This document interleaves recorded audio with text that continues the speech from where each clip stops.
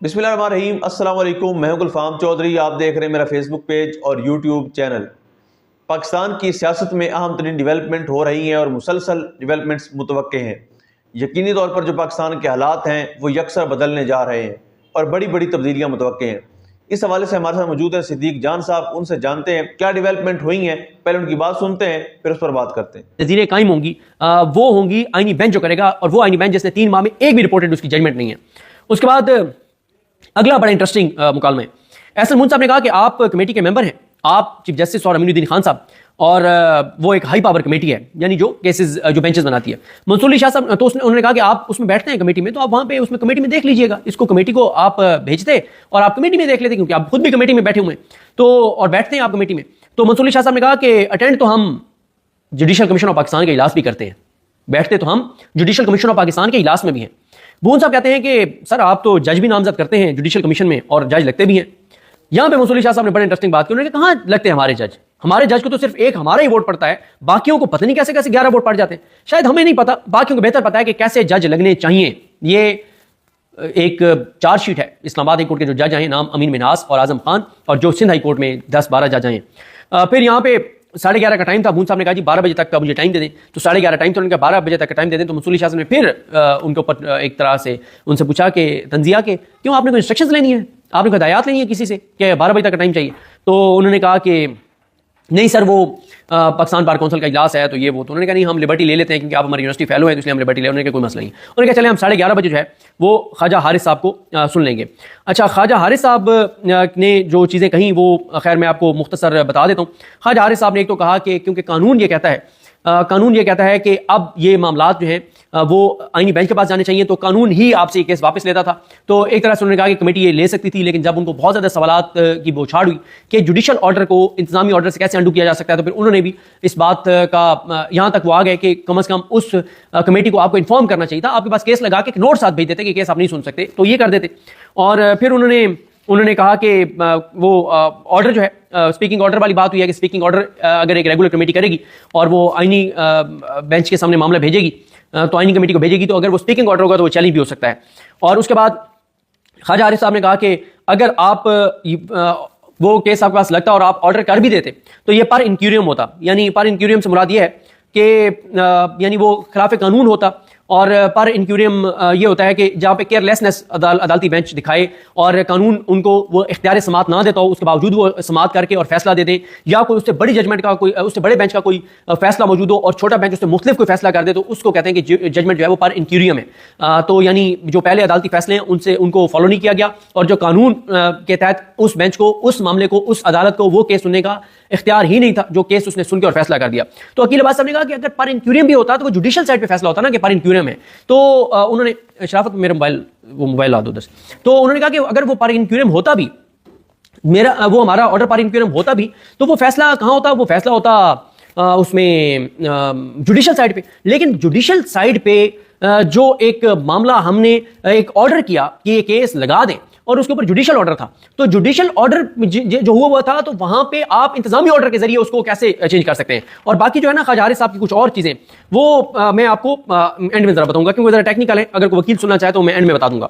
अच्छा, अकील अब्बासी साहब ने कहा कि देखें आर्टिकल 190 के तहत तमाम एग्जीक्यूटिव अथॉरिटीज पाबंद है कि वो सुप्रीम कोर्ट के ऑर्डर को माने और उसकी इंप्लीमेंटेशन में मामलत करें। तो क्या इंतजामी जो कमेटी है सुप्रीम कोर्ट की, क्या वो उनके ऊपर 190 नहीं है, मतलब उनके ऊपर वो बाइंडिंग नहीं है, उनके लिए ये ऑर्डर्स हमारे 190 के तहत क्या वो इंतजामी बॉडीज में नहीं आते? वो भी आते हैं, वो भी पाबंद हैं हमारे सुप्रीम कोर्ट के ऑर्डर को मानने के, जुडिशल ऑर्डर को, और उसको इंप्लीमेंट करने के लिए मामलत करें। उसके बाद मंसूर अली शाह साहब ने एक केस का हवाला दिया कि वहां पे जो काजी फाइज ईसा है उन्होंने एक सोमोटो ले लिया था, और उस पर फिर वो मामला रजिस्ट्रार ने कहा, जहाँ पे उन्होंने 184(3) का कहा था कि तमाम केसेस रोक दिए जाएं, तो रजिस्ट्रार ने उसके ऊपर क्या किया था कि नोट एक जारी कर दिया था। लेकिन फिर जब चीफ जस्टिस उस वक्त थे, उनको एहसास हुआ, तो उन्होंने उससे बड़ा बेंच बनाया और काजी फाइज ईसा का ऑर्डर वापस लिया। तो कहने का मकसद यह है कि अगर जुडिशल ऑर्डर होगा तो उसको जुडिशल ऑर्डर ही बदल सकता है और उससे बड़ा बेंच बदल सकता है। उसके बाद उन्होंने कहा मंसूर अली शाह साहब ने कि हम तो अपनी जुरिडिक्शन तय कर रहे थे, हमारा इख्तियार समात तय कर रहे थे। साबिर अली शाह के इसका उन्होंने हवाला दिया। उन्होंने कहा इस तरह तो अदलिया की आज़ादी कमेटी के हाथ में चली जाएगी जिस तरह से आप कह रहे हैं। ख्वाजा हारिस साहब ने कहा कि बहरहाल वही वो बात के नोट भेज सकती थी। मंसूर अली शाह साहब ने कहा कि इस वक्त सुप्रीम कोर्ट में 50,000 केसेस हैं, तो उन केसेस को लगाने का प्रोसेस क्या होगा। तो ख्वाजा हारिस साहब ने कहा कि इसका तो پتہ ہی نہیں ہے کہ کیسے یہ اندر کھاتے کیا چل رہا ہے. تو پھر انہوں نے کہا کہ مطلب خواجہ حارث صاحب کہنا چاہ رہے تھے. ایک تو خواجہ حارث صاحب نے کہا کہ اس میں کہیں پہ پریکٹس پروسیجر میں نہیں لکھا ہوا کہ کمیٹیوں کے پاس کیس کیسے جائیں گے, کمیٹیوں کے پاس جانے کی تقسیم کیسے ہوگی, یہ پریکٹس پروسیجر میں نہیں لکھا ہوا. اور دوسرا یہ ہے کہ انہوں نے کہا کہ ابھی انٹرنلی کیا چل رہا ہے پتہ نہیں ہے. تو منصور علی شاہ صاحب نے کہا کہ اس وقت تو یہ ہو رہا ہے جو شاہد جمیل صاحب کہتے ہیں, جسٹس ریٹائرڈ شاہد جمیل, وہ یہ کہتے ہیں دلائل میں اپنے کہ تمام کیسز جائیں گے ریگولر کمیٹی کے پاس. ریگولر کمیٹی جو ریگولر بینچ کے سامنے لگنے ہیں وہ ریگولر بینچز کے پاس لگا دے گی, جو وہ سمجھتے ہیں کہ آئینی بینچ کے پاس جانے چاہیے وہ آئینی کمیٹی کو بھیجے گی. لیکن وہ کیا کریں گے, وہ اس کے لیے ایک سپیکنگ آرڈر پاس کریں گے.